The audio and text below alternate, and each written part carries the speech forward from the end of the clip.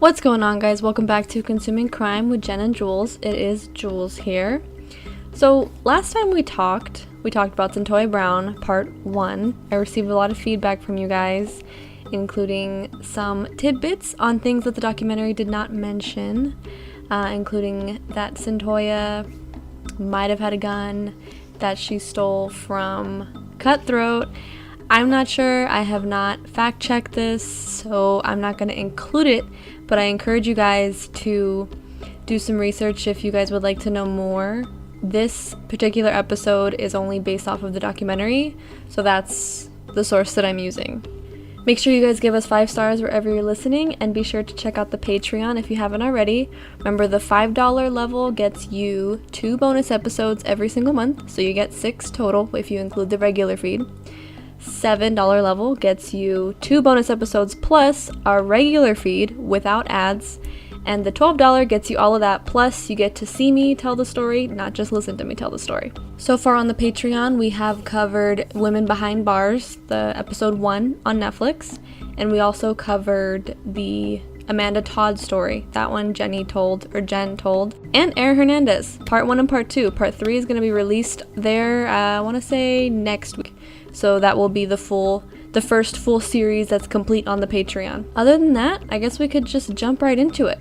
So last time we learned that there was a 16-year-old girl named Cyntoia Brown who was charged with first-degree murder for the murder of Johnny Allen, who picked her up in his white truck. We know he wanted sex, and she was like, okay, well, I can't say consensual. Like, you can't consent if you're under 18. But she was scared, and she thought he was gonna shoot her, so she shot him first. Is it right? I don't know. It's kind of a touchy topic. I'm a little scared to voice my opinion, but stay tuned. I'm sure it'll come out. Now we are halfway into, remember, it's like a kind of a movie. It's an hour and a half, an hour 40-minute long. It is July 2010. Cyntoia Brown is now 22 years old, and she has a new pro bono legal team.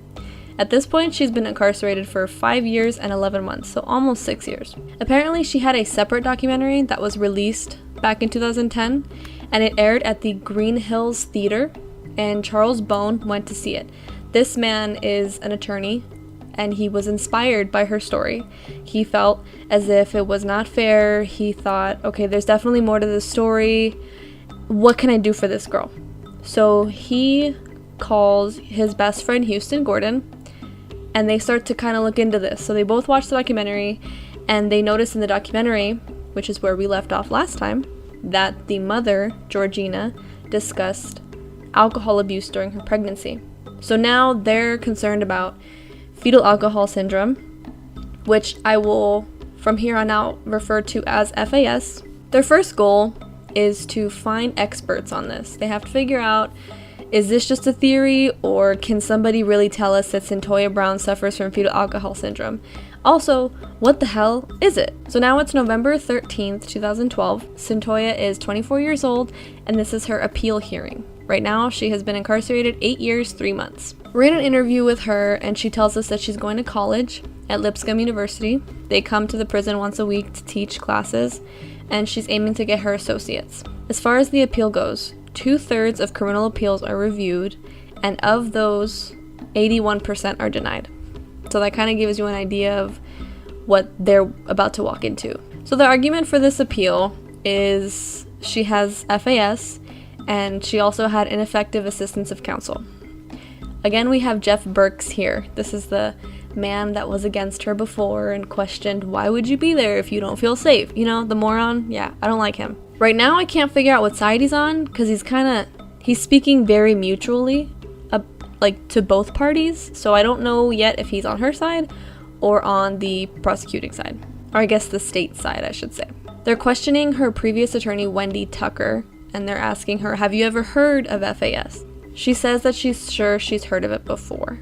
She had not looked into it. They were like, why didn't you look into it? And she's like, I don't know. I had heard of it, but I didn't think that it pertained to this case. And she does wish that she had looked into it at the time she was initially tried. They bring up the expert witness for FAS, and he says alcohol is the worst poison. It affects the brain the most in the fetus. He did conduct an exam on Cyntoia in 2011, and he determined that she does have FAS. She is seriously impaired. She does not function like a person. He said, and I quote, terrible.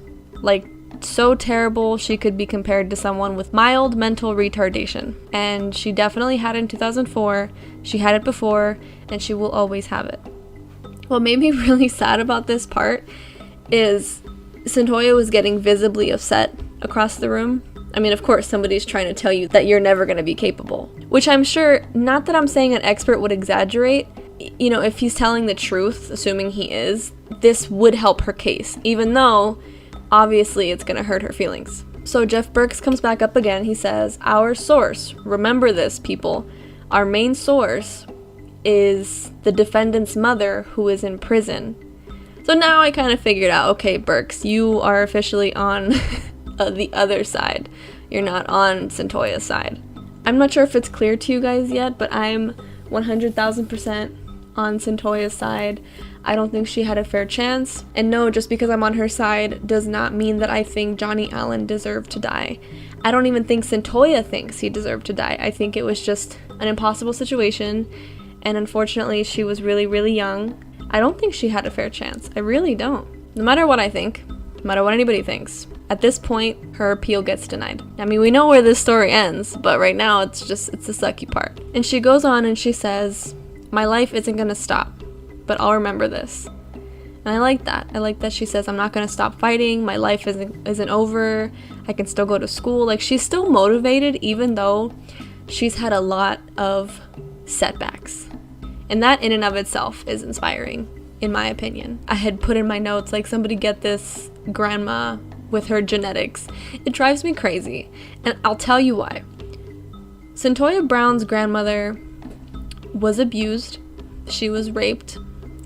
And she got pregnant from her rape. And overall, she did not have a very good life. The one thing that, you know, and I do feel sorry for her, but the one thing that bothers me about her is she says it's genetics. She has it in her mind that her daughter Georgina, and Georgina's daughter Cyntoia, basically, like, it's genetics to be raped. And I'm like, no, it's literally not. Like, she says, not enough love or support that will ever help Gina, Toya, or many other girls. That is the most negative, most disgusting thing you can say, and it is going to drive me up the wall. It's gonna drive me up the wall. And I'll tell you why. Because when you're a parent, if you had it hard, you make it your life to make that kid's life better than yours was. Period. You don't just throw in the towel and say, oh, well, I was beaten, so you're gonna get beaten too. No. That's absolutely not something that a real, true, loving parent does. And I'm sorry that she was beaten and that she was raped, and that's tragic. But her allowing her daughter to get raped? Let me get to that part really quick before I continue. Georgina's being interviewed, and she says there was this man named Walter.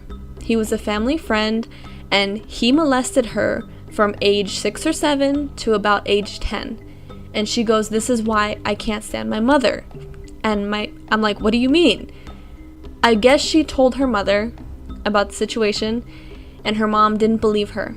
And she sent her out with this man anyway. Why do you think that is? Maybe because it's genetics to be raped. No, it's not. Like, she really there's two sides to every story. But the combination of what Georgina is saying, plus the grandmother saying it's genetics, I believe Georgina. I believe her mother allowed her to get molested because it is what it is. Women are here to be raped and molested. Literally, I'm holding back cussing because, hi mom, my mom listens to this, but like, F this grandmother. Seriously, for not wanting better for your damn kids. That felt really good. Thanks for listening to that, guys. Let's continue. December 9th, 2016, Cyntoia Brown is now 28 years old, and she has been in prison for 12 years and 4 months. So that you guys can understand, if you have not seen the documentary, I need you to hear Cyntoia speak. I need you to understand why I vouch for her so hard. And if you don't understand, that's perfectly fine. I'm not one to mind comments that disagree with me. As long as it's constructive and, not disrespectful, I welcome things like that. I think more about how my actions and my behaviors affect other people. So I think the fact that I realized that is probably one of the biggest changes between me at 28 and me at 16. I care more about how what I do affects other people. I don't really deal with a lot of people in here who are doing stuff they have no business doing. Not only because that's just not who I want to be, but it's not the kind of stuff that I want in my life. I go to college, I go to Lipscomb, I've got a degree from Lipscomb, but it's more than that. It's about maintaining relationships, positive, healthy relationships with positive, healthy people. Life in prison is not a life. So you have to kind of fight to carve out a life for yourself that has some kind of meaning, that has some kind of worth and some kind of value. I think that's really at the mark of rehabilitation when you have been forced to grow up in prison. And I think that is really what was going on with me and what was behind my change. I don't want a life in prison. I want to have a life. Okay, so I noticed that without the subtitles, it is a little bit harder to hear. So basically, she's on the phone. I'm not sure who she's talking to, but she's saying that now she sees how her decisions affect other people, and she's definitely more aware of that. She sees people in the prison that do things that they have no business doing. She observes. She never gets involved. She's going to college, and obviously she wants a life outside of prison. She just sounds like a completely different woman, honestly, than who we were talking about in the previous episode. Really quick, you guys, I interrupt this program to introduce you to today's sponsor.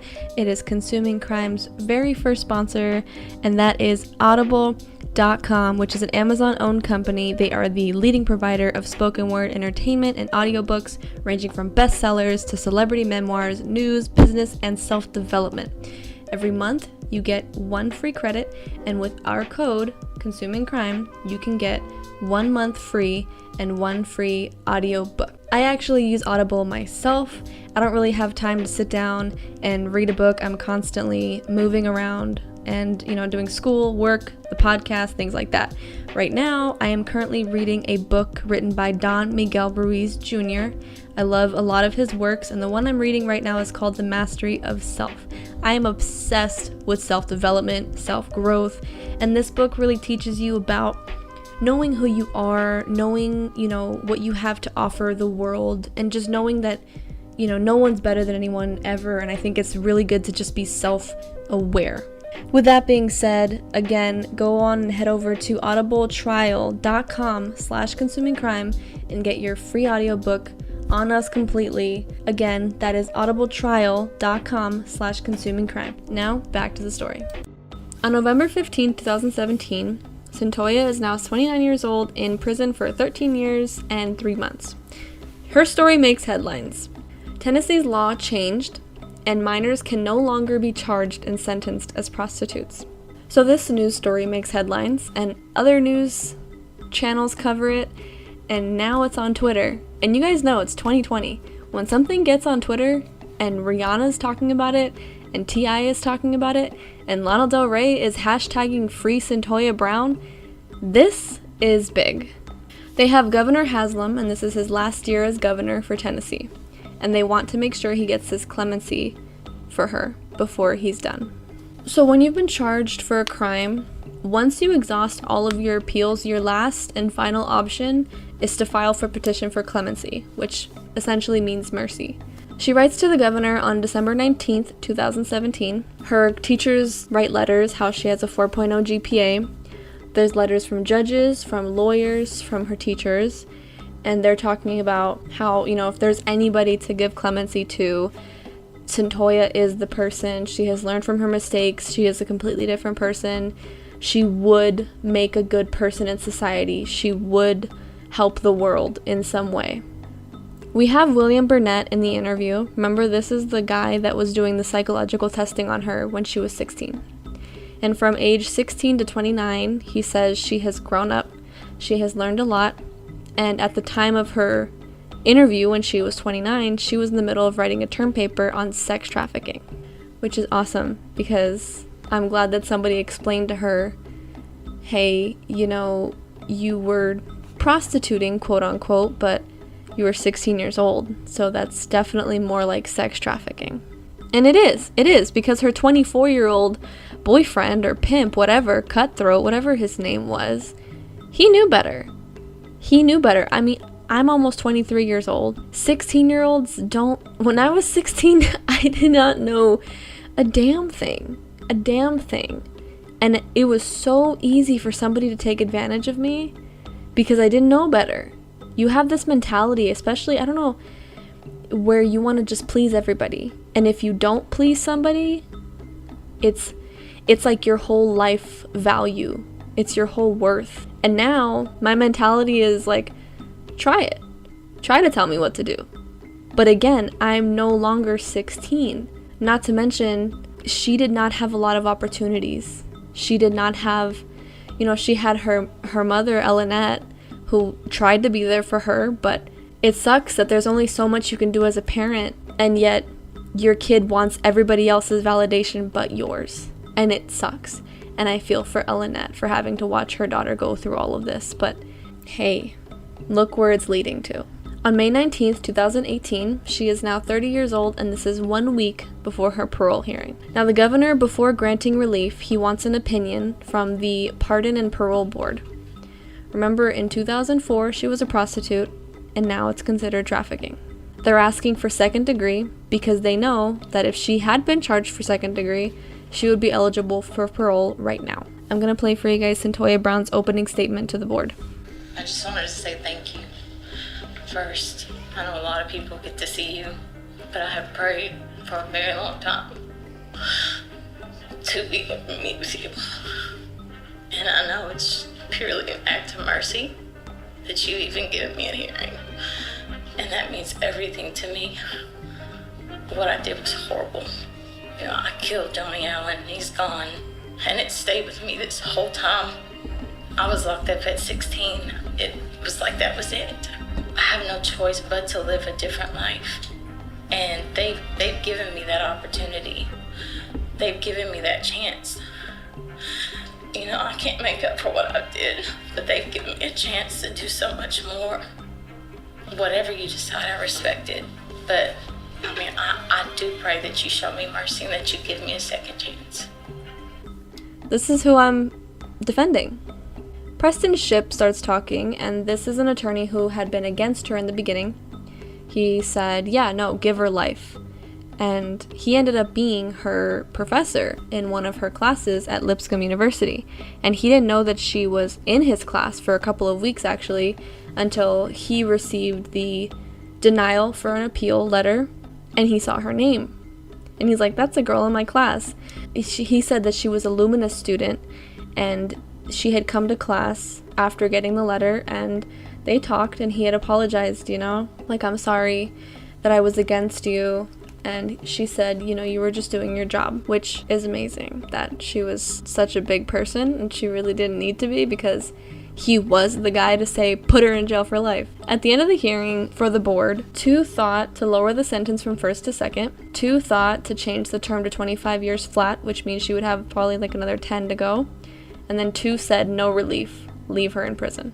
On January 7th, 2019, she's still 30 years old, and she's been in prison for 14 years and 5 months. After 8 months of review, the governor meets with her attorneys, and the attorneys were talking about how nervous they were, like, oh my god, the governor called us to the office, which means it's big news. He decided to commute her sentence to 15 years, which means she would be able to get out in August, and then she would be on probation for 10 years.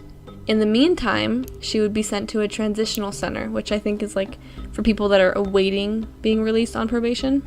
So they go to see Cyntoia, the attorneys, and one of them says, as he hugged her, he said, you're getting out in August. Like, he didn't want to leave, and he suspends nothing. He was just excited for her. He said that she danced, she was so excited, and later on they show her on speakerphone and her thanking, all of her attorneys, all of her advisors, the psychologists, the experts, everyone. And yeah, she's free, guys. She was freed in August 2019, which means as of this month, she has been a free woman for a year, and that's phenomenal. And it kind of goes to show that social media can be a really powerful tool in law. And I would have never thought to say that in a million years, but it's true. Because if it wasn't for Twitter, social media, Rihanna, like, her story would have never gotten attention, and it might have just sat on the governor's desk until forever. You know, you never know. But anyway, guys, thank you so much for listening to today's case. That's it for Cyntoia Brown's story. Not her story will continue, but that's it for talking about it on the podcast. Make sure you give us 5 stars wherever you're listening, and if you have not already, check out the Patreon. $5 gets you 2 bonus episodes, $7 gets you 2 bonus episodes plus regular episodes with no ads, and $12 gets you all of the above, plus you get to watch me tell the story, not just listen to me tell the story. That's pretty much it, guys. Thank you for consuming crime with me today, and I hope you hear me next week.